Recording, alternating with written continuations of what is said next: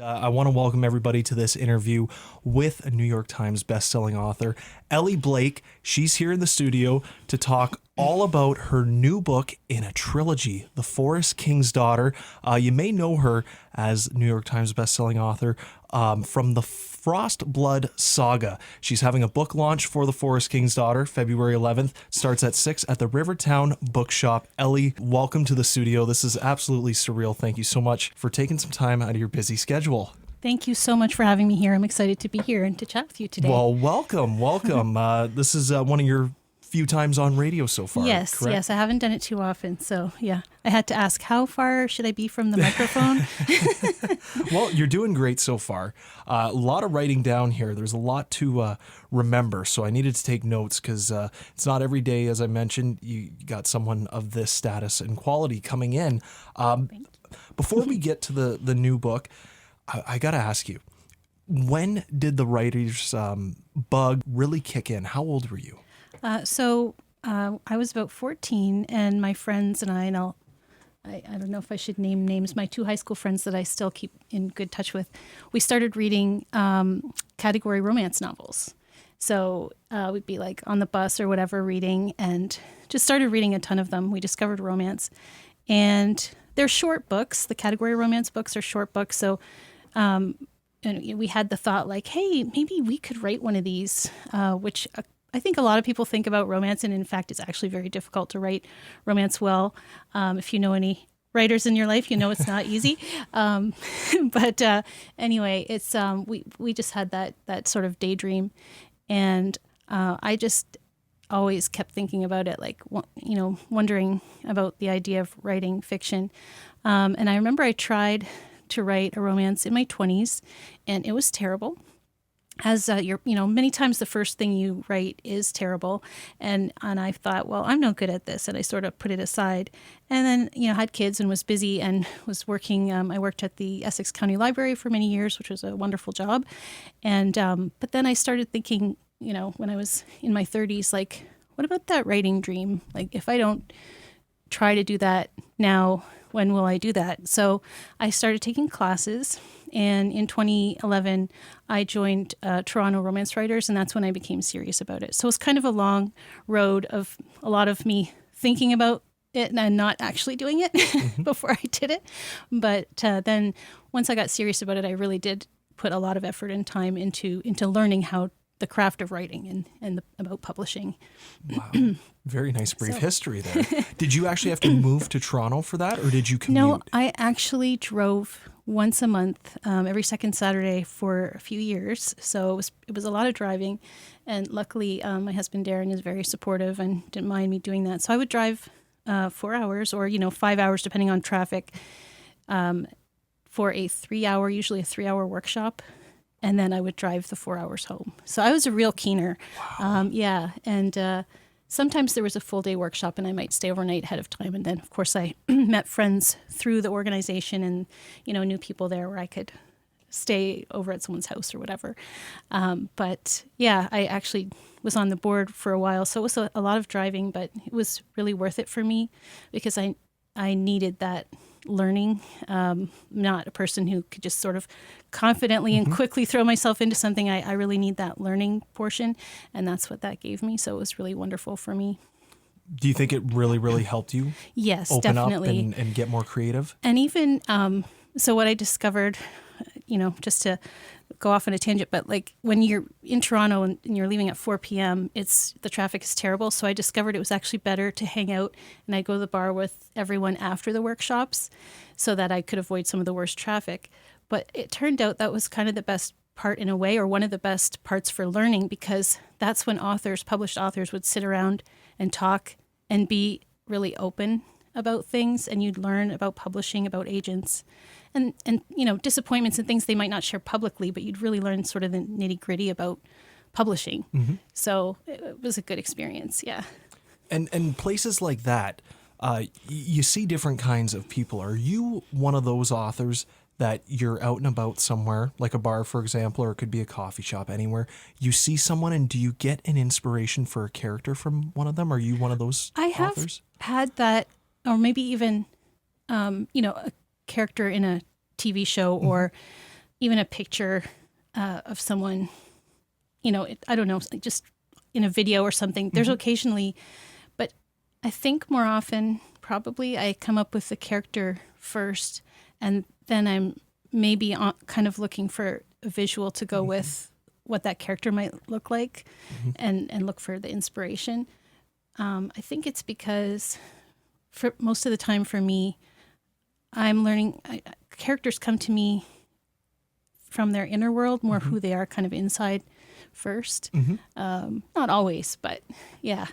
I just tend to think of the emotional side first, and then the visual stuff comes maybe after. Put a face to it later. Yeah. Completely understand that. Exactly. Fast forward a few years later, New York Times bestselling author.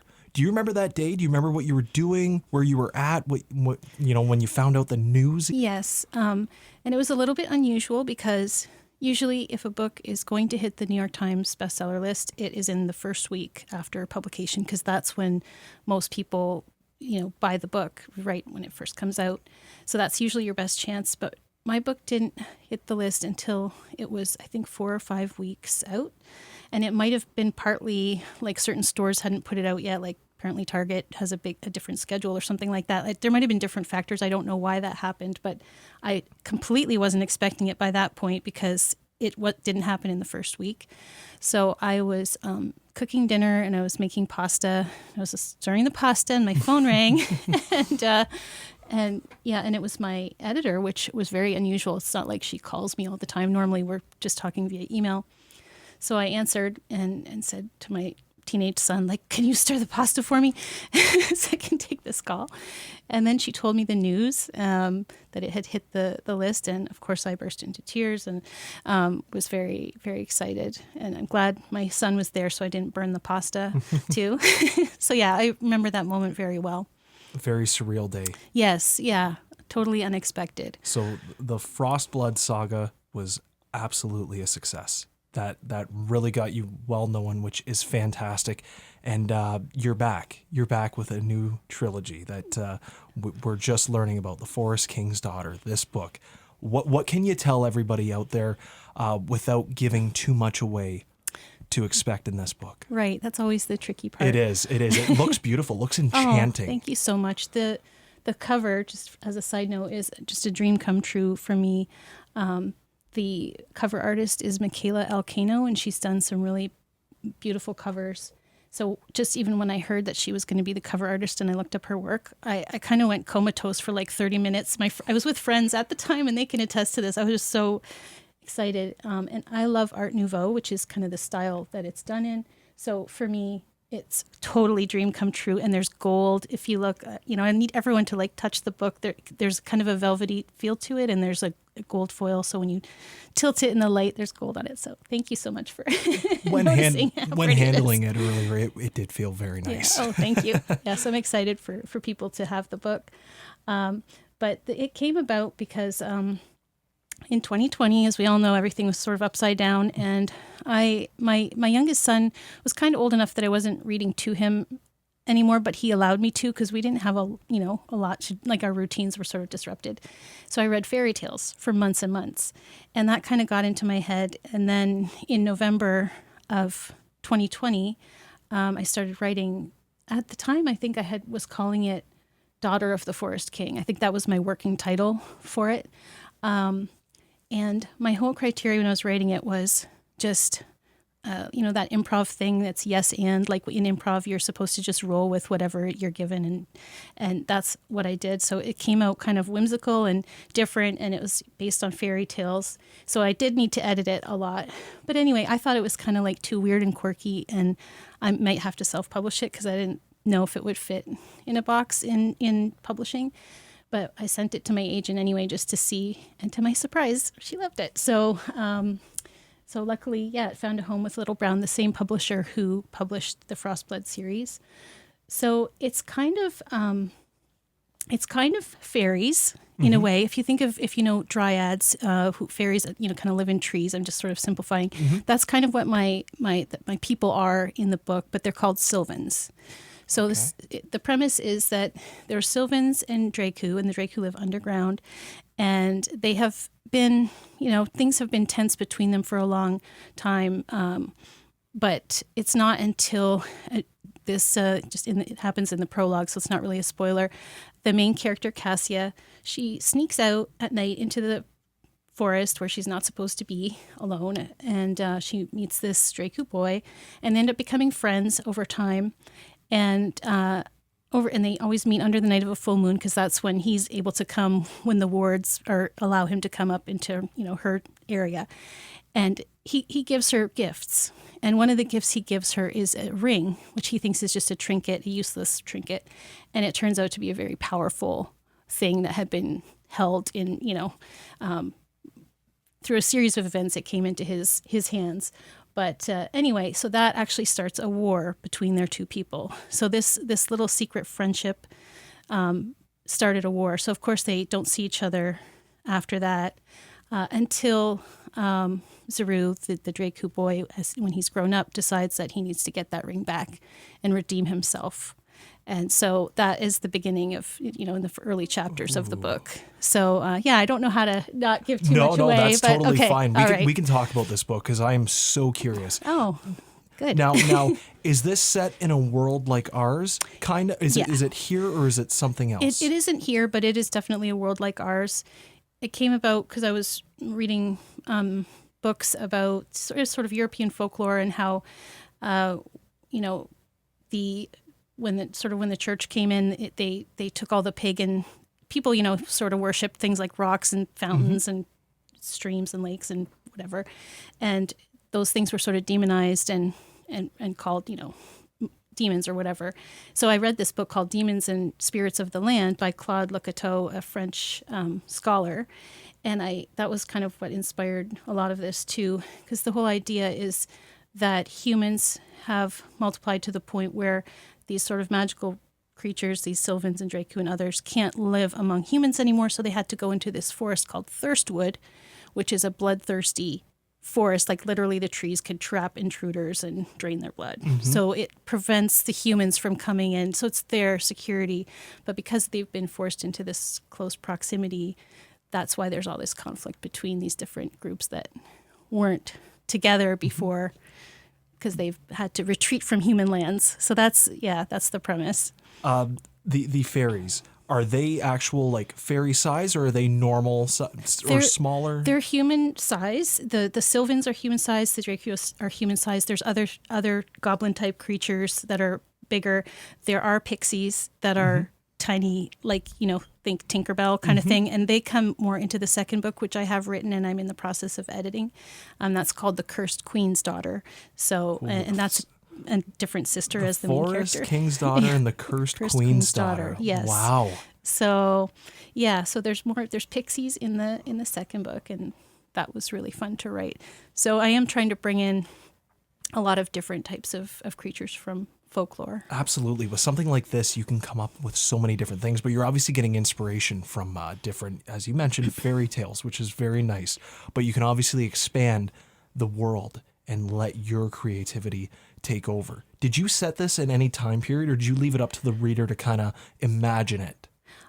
Because I haven't had humans on the page yet to know sort of how they dress and what stage they're at, it's probably not too clear what the time period is, because to be honest, I've sort of changed my mind on that a little bit, but it's certainly, before modern technology. It's still kind of probably a medieval based fantasy. Absolutely, which is a great time period. This book, what does this one mean to you? You have quite a few books out, the whole Frostblood saga, all those must have meant so much. This one, brand new saga, brand new trilogy. What does the first one mean to you so far? Wow, there's actually a lot of meaning for this book for me. One is there was a big gap between my previous books and this book. And that's partly because I had lost my parents in that time period in 2022. And so I had pushed the publication schedule and everything. Luckily, everyone was very supportive. So just even sort of getting to the point where this book is done is a lot, because I had, been through a lot just after I had written the first draft. And it also has some personal meaning because the main character is, I think, more like me than Ruby, my character from Frostblood, although Ruby just also has parts of me, but Ruby's a lot braver than me. Cassia is also brave, but she's, I think, more sensitive and more curious about people and more needing approval. She wants her father's approval. And that's also sort of a personal thing for me. So that's in the book. And so her journey to discover who she is and accept who she actually is rather than what other people want her to be feels, personal to me too. So there's a lot in there that, means something to me. So I hope it speaks to readers as well. I can understand where you're coming from. I can totally feel it too, the emotion. This book was thought of during COVID and then the tragic events that happened in 2022. This is the I'm back book. This is the first one. This is like getting you back on your feet. So a lot of inspiration in this book, I can tell, which is really wonderful. Looking forward to it. Also, I'm sure you're looking forward to February 11th, right over there at the Rivertown Bookshop. River Bookshop, which is probably everyone knows this, but a restored building from, I think it's 1885, so it's gorgeous, really nice staff. It's got a fireplace. I mean, it's just a beautiful space. And it didn't exist yet back when my other books came out, so I'm very excited to have my first very local book event, and I hope, people will come out and see me and get some goodies too. I have some freebies for people who come out and buy the book that night. The pre-order goodies, the same things people would get if they pre-ordered. So just some character art and a special pin and things like that. So I'm just excited to see everyone and hopefully give away some stuff. Very nice. It starts at 6:30. What time does this go until? I'm actually not sure. I'm doing a short reading, and then we're having a little Q&A, and then people can ask questions from the audience, and then a signing. So it's kind of, I guess, however many questions are asked, and however long, however many people show up. But I hope that it's a good time, and there'll be cookies too. Yes, gotta say that. Yes. Yeah. As we start to close the interview, I have two more questions for you. Looking back at yourself, we'll go 10 years ago. What advice would you give to your younger self now? Oh, I would probably tell myself that, first of all, you are okay as you are. You do not have to be different than you are, except you're fine. You're supposed to be like this. It's okay. And then also to have a little more confidence in myself that, you can do so much more than you think you can. And just baby steps and put your feet on the path and keep trying. And it's okay to take breaks too. That's just a general one for everyone, right? We think that it's all like pass or fail right away, and it doesn't work like that, especially with something like writing, because you take your knocks, you get rejections. Everyone gets rejections, but you got to take your time and then pick yourself back up. And I think I would probably tell myself that so that I would know what to expect. Yes, I love that. Final question for you. Young, aspiring author comes up to you looking for advice. What advice would you give them on pursuing a writing career? So for the craft part, I would tell them the same thing I kind of, what I learned when I wrote my terrible first book is not to judge yourself by your early efforts. You really don't know what you're capable of based on those early things. You can't think, oh, this is terrible, I shouldn't do this. It's just, there's a lot to learn. So don't give up on that. And as far as publishing, there is a lot of information out there. And now, of course, there is traditional publishing and there's self-publishing. So there's so many options. So I think just trying to learn, going online and trying to learn as much as you can, and being part of the book community, because there is so much to learn. It is a steep learning curve, but there's a lot of kind people that give out information, and just try to figure out what path is the right path for you. There's no right or wrong. It's just which path that you're interested in. So that's probably what I'd say, just to keep researching it and find your people, find your community, and your place in publishing, because there's so many different paths now. There's so many different options for different people and different things that you write. So yeah, the world is your oyster. I love it. Elly, this has been great. Thank you so much for coming here, giving us a little insight into your life, into the way you write, into the new book, and the advice as well. We wish you all the best. We know you're going to have a great turnout. We know this book is also going to do well. Maybe you'll go back to New York Times bestseller once again. I mean, that would be great. I would love that. The Forest King's Daughter. She's having the book launch here on February 11th. It starts at 6:30, and that is the River Bookshop. Thank you for coming in once again, and best of luck to you. Thank you so much. Thanks so much for the chat today. It was great. Thank you.